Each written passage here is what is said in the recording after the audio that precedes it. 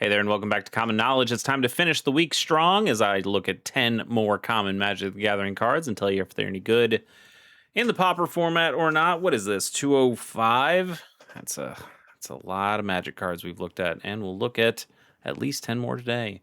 We'll start with Rune of Protection White for 1 and a white. It's an enchantment, and you can pay a white, and the next time a white source of your choice, God, say white more, please, would deal damage to you this turn. You prevent that damage, and it also cycles for 2.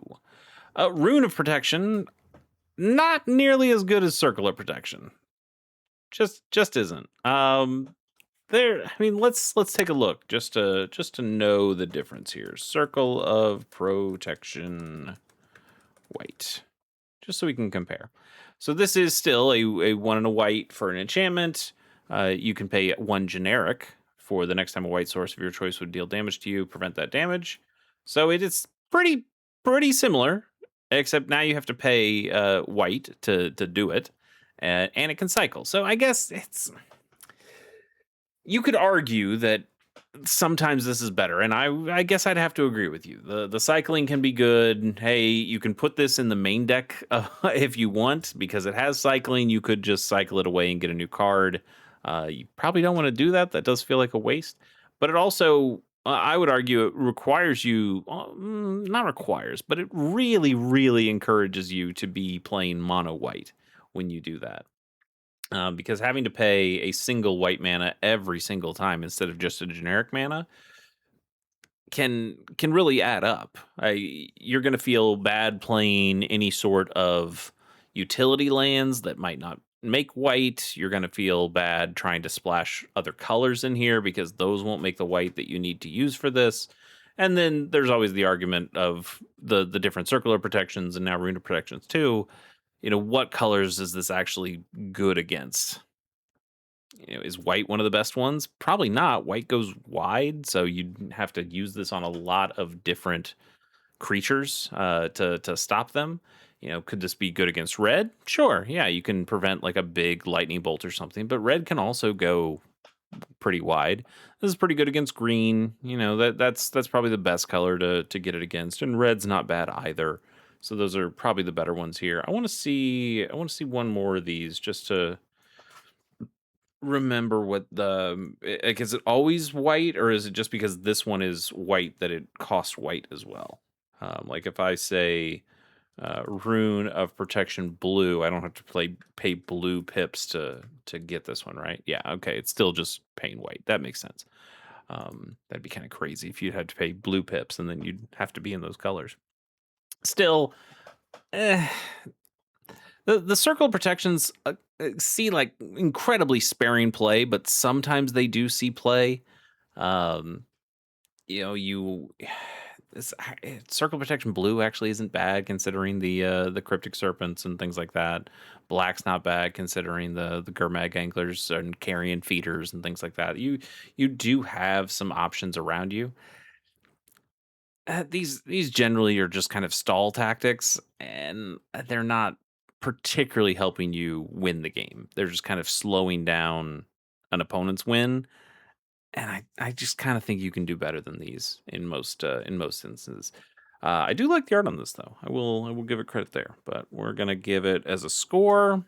I think particularly the white one is pretty bad, all things considered. But score wise, let's go for a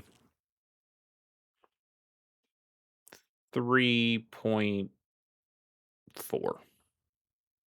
which is still a pretty good score, all things considered. But I still don't really love it.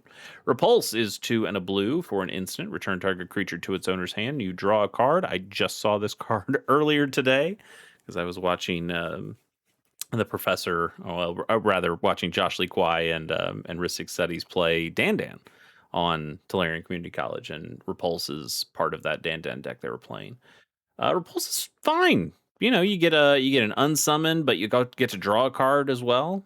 That's cool. I don't like those are 2 decent things. Do I want to pay 3 mana for an unsummon? Not really. Do I want to pay 3 mana to draw a card? Not really. Do I want to pay 3 mana for both of those things together? Maybe. maybe I do. There are going to be times where you don't really care about bouncing the creature, but you really want to draw the card. There's going to be some times where you don't really want to draw the card. That's almost never true. You really want to draw the card no matter what. But sometimes there's just not really a creature to bounce, and you'd rather have, an opt in your hand or a ponder in your hand than a repulse. You're going to feel better about using that. But you can also potentially use this on your own creatures if you want to bounce something to your own hand and draw a card. That could work, as a protection spell too. I really like just unsummons in general. I think that's a cool tempo-y card play, and it feels more tricksy in blue, and it doesn't feel as cheap as just removing the creature entirely. Just playing cast down sometimes makes you feel like, ugh, well, I mean, that's just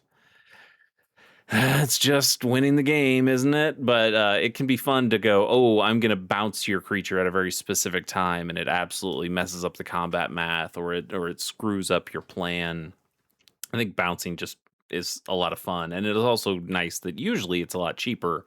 I like that unsummon is a single blue mana.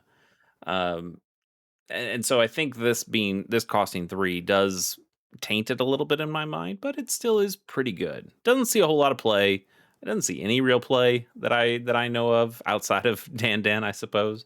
But I do think this is a pretty cool card. Originally from, it wasn't World Champs deck, so it did okay.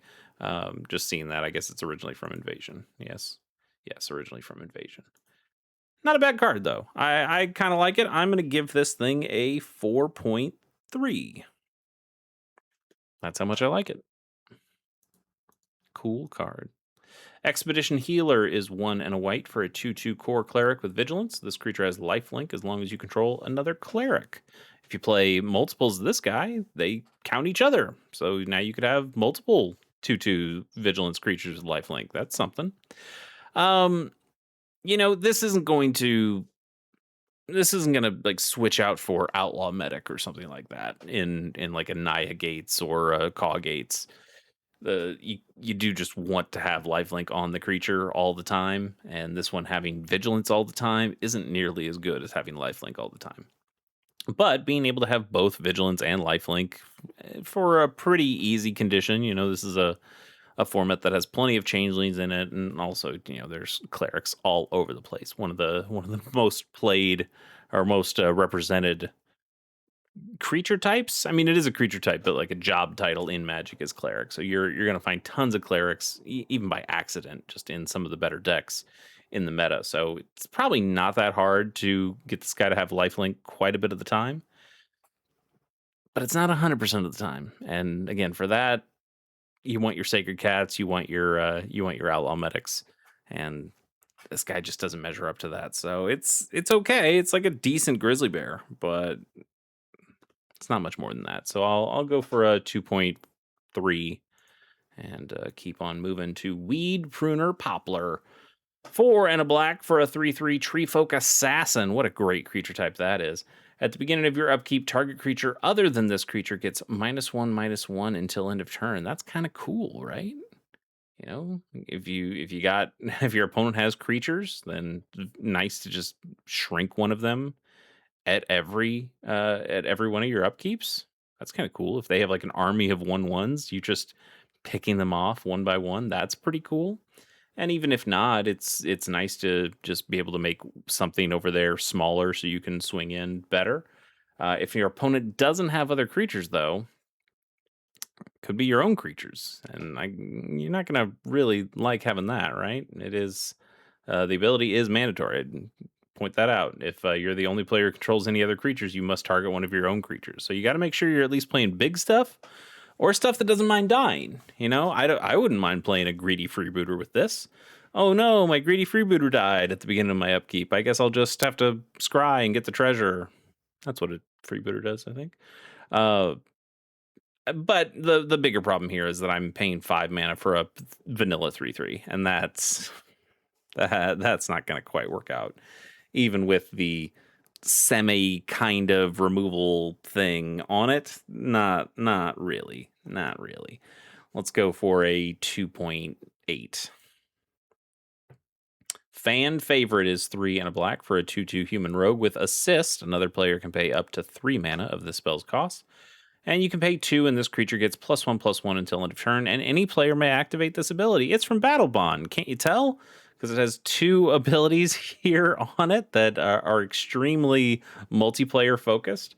Assist is something that will never come up in Pauper because your opponent is never, ever, ever going to pay their own mana to help you cast spells. That's just not going to happen in a two-headed giant format like the Battle Bond stuff. That makes a lot more sense. Hey, can you pay for a little bit on this guy?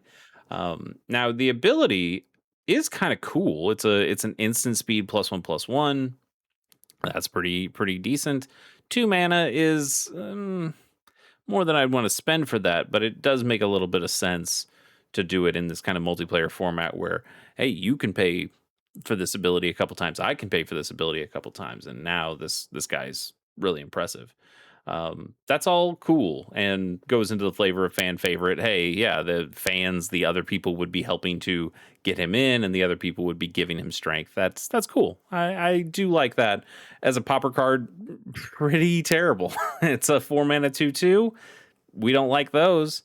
And you're not going to want to keep putting mana into this thing just to make it the size that it probably needed to be to begin with. So this can't get a good score. This gets like a 1.8 for the Pauper format anyway, and probably for most formats, but especially in the Pauper format. Provoke is 1 and a green for an instant. Untap target creature you don't control. That creature blocks this turn if able, and you draw a card. I do like these. These are fun cards. Provoke is a cool ability. White gets this ability a lot. Well, I was going to say these days, but I don't think anything gets this ability these days. We've seen white get this ability before on some creatures anyway. But green gets the original Provoke from Stronghold. I think this is a really neat thing that whether your opponent's creature is tapped or untapped doesn't really matter because you'll untap them if they did attack in. Like maybe they swing in with this thing or they tap it down to crew a vehicle or something like that. I guess if that happens, they would just be able to tap it down again in response. Well, maybe they have something that they can't tap it again for. Maybe they're saddling. Maybe saddled a creature. There you go. Because you can't saddle it at instant speed. So, hey, they're just trying to keep this guy back. They don't want him to block. They want to use him for, something else. Or it's like there you go. Like it could be like a Timberwatch elf. No, because it can tap and affect itself again. Trying to think of the right ones for this. There's got to be some options that I'm missing, but I can think about it in Commander. I can talk about it from Commander, and then you can start to make those connections for any cards that you can think of in Pauper as well. But in a game like Commander, think of like an Esper Sentinel, right? That's a 1/1. You kind of just want it to stay on the board because you want to draw the cards off it. And now I'm saying no. That guy, he's blocking, and now I'm swinging it with something big, and I'm gonna take that thing out, and I'm gonna draw the card because of the provoke text here that gets me the card too. This is just green card draw on a spell, which is kind of cool too. It's not nothing, but yeah, I don't know. This is a fine ability that probably doesn't have as many uses as you'd want it to. And yet, still pretty cool. I do like this card. I'll give it I'm gonna give it a 3, and that's being really generous. But I still just like it, and I also really like the art too. What do we got next? Tomb Hex is 2 and a black for an instant. Target creature gets -2/-2 until end of turn, and it also has landfall. You don't see landfall in a lot of spells. You see it on creatures, which I guess are also spells. Instants and sorceries is what I mean. But this instant has landfall. If you had a land enter the battlefield under your control this turn, that creature gets -4/-4 instead. We talked about -2/-2s earlier in this week. That's a stab, and stab is a single mana, and this is asking you to pay 3 mana to get a -2/-2. No, thank you. That's terrible. But if you had the landfall, you're making your land drops. Okay, now you're paying 3 mana for a -4/-4. Is that good? Probably still not. Probably still not. I just think you can do a whole lot better than this, like tragic slip. Tragic slips in the format like this, it's a lot better. -13, and it's pretty easy to make morbid happen. Maybe not quite as easy as making landfall happen, but I would take a tragic slip, 10 times out of 10 over a Tomb Hex. I just got to be honest on that one. I think this card is pretty bad. I will go with a 2.1 because it is removal, so I gave it something out of it, but I can't give it much more than that. Rogue Elephant, beautiful card. Single green mana for a 3/3 elephant. When this creature enters, you sacrifice it unless you sacrifice a forest. Not, I mean, seems bad on its face, right? You don't want to have to lose a forest, imagine a turn one play, you play a forest, you sacrifice, you tap it, you play the rogue elephant, you sacrifice this forest. So you get a 3/3 on turn one. That's cool. But you get a 3/3 on turn one and you have no land after that. So you are playing with fire a little bit. But as we see, a world champ deck, so somebody played this quite well, and made it work. And it could be, back in the day, like a really aggressive play. Imagine being, you think about white being able to, turn one plains, tap it, play Savannah Lions, or red, turn one mountain, tap it for a Jackal Pup or something like that, or a Raging Goblin. And then you just think green comes in here and goes, yeah, I can get a 3/3. It's no big deal. Like, screw your 2/1s. That's nothing. Check this out. That's pretty rad. And it does put a forest in your graveyard. There's potentially stuff that you can do with that too. It's interesting. It does set you back tempo a decent amount, especially if you're on the draw. I would say this feels really bad. But if you're on the play, it's kind of like you're on the draw because you're losing the mana. You don't have the mana out there anymore, but you just get to start with a free 3/3. I wonder. I do kind of wonder if this would be any good in the Pauper format if people tried it out, like a really aggressive green deck that could play these guys quickly and then maybe get that land back at some point. Might be worth trying. But it's a fun card. I gotta give it something pretty decent. Like, this can come out and surprise people and do some real damage. I'm gonna go for a 3.2. Cool card. Winter's Rest is 1 and a blue for a snow enchantment that is also an aura. It enchants a creature, and when this aura enters, you tap enchanted creature. And as long as you control another snow permanent, enchanted creature doesn't untap during its controller's untap step. This isn't too bad. And we do see a lot of snow decks pop up. This would probably be like an Is It Scred kind of thing, maybe. But if you're going for Is It Scred, that's probably also playing something like Tolarian Terror, and that means you want to have more instants and sorceries, and this is an enchantment. So maybe it doesn't quite go in there. But it's pretty easy to get snow permanents. That's not a big deal. Your lands can work as the snow permanents. Sure. And this is pretty decent. It comes into play. You tap the enchanted creature, and it never untaps again. As that's good stuff. I don't mind that. The cost is pretty good. Like, a lot of these blue spells that do this kind of thing are a little bit more expensive. At least 1 mana, sometimes even 2 mana, but they would give you some extra effect. We do see slightly better versions of this, though. I would say Blossom Bind is probably the one that people are highest on right now. That's in my mono blue fairies deck. I've seen it be played in some other blue fairies decks. That is one of the better pieces of blue removal these days. So you gotta make your choice on that one. But if you, I think this could totally be fine. I think it could totally be fine. It is just can't untap on their controller's untap step, so they can untap it in other ways, which does make it a little bit vulnerable. Blossom Bind, I think, says it can't be untapped. We can just look that one up. Can't be untapped, and it can't have counters put on it, I think is what Blossom Bind says.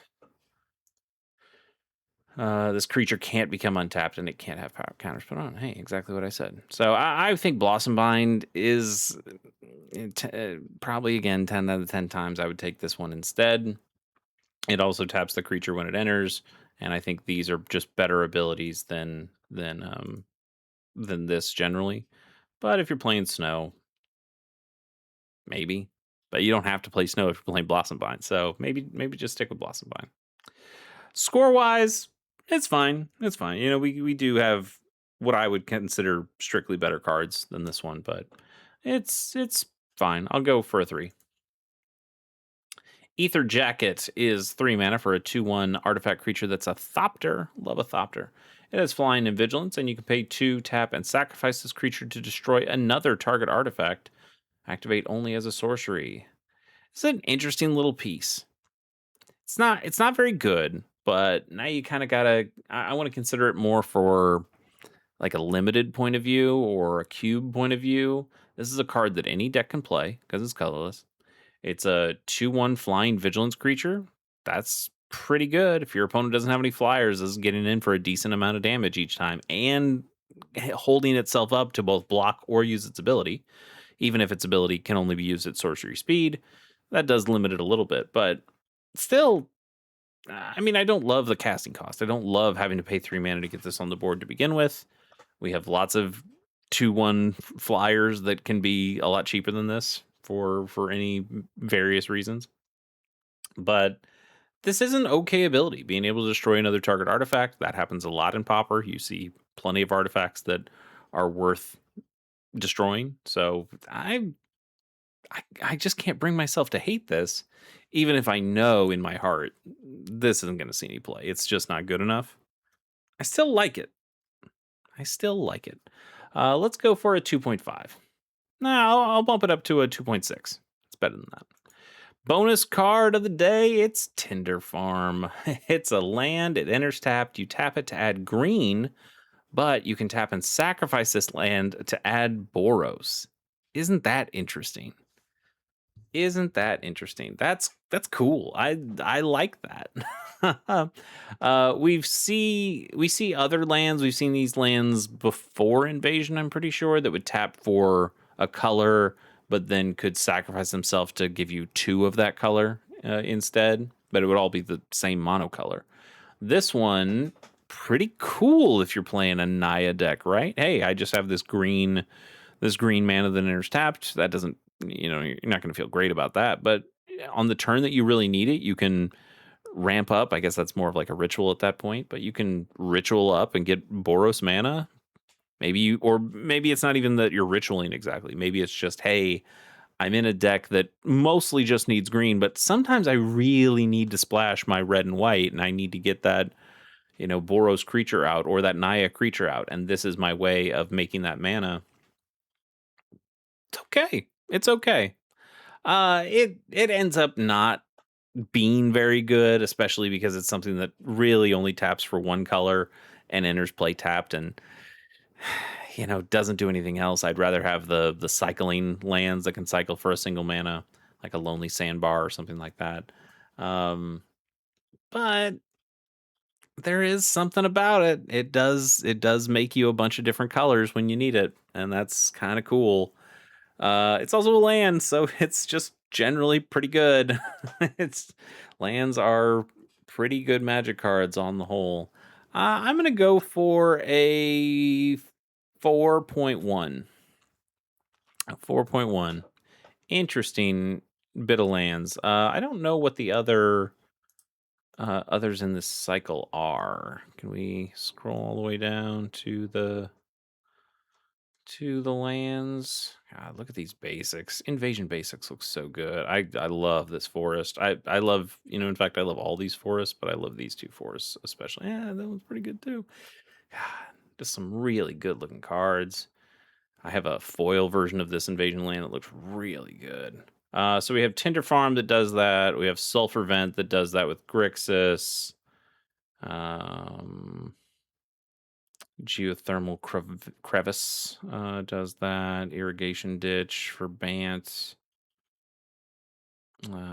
Esper for Ancient Spring. Some kind of cool stuff. I do remember Archaeological Dig. Invasion's got some cool cards. I do really like these tap duels, even though they are really bad in the Pauper format.